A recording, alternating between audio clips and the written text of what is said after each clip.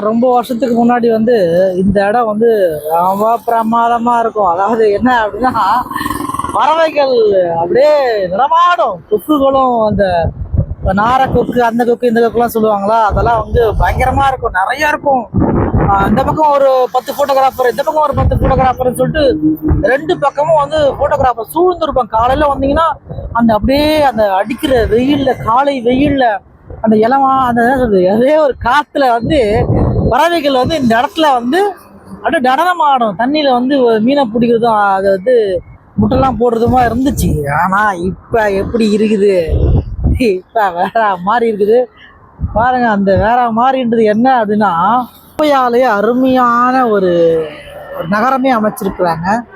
குப்பை நம்ம ஊர்ல இருக்கிற அத்தனை குப்பையை எடுத்துட்டு வந்து இங்கதான் போட்டு, இன்னைக்கு ஒரு பறவை வந்து இந்த பள்ளிக்கரணை சதுப்பு நிலத்துல கிடையாது பத்தி நிறைய பேர் என்னமோ சொல்லிக்கிறாங்க.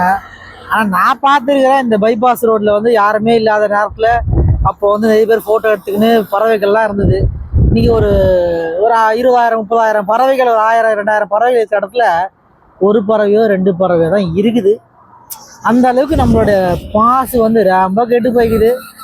இந்த மாதிரி மேற்கொண்டு நம்ம வந்து மாசை கெட்டு போகிறதுக்கு நம்மளால முடிஞ்ச விஷயத்த வந்து பண்ணுவோம். சந்தோஷமா.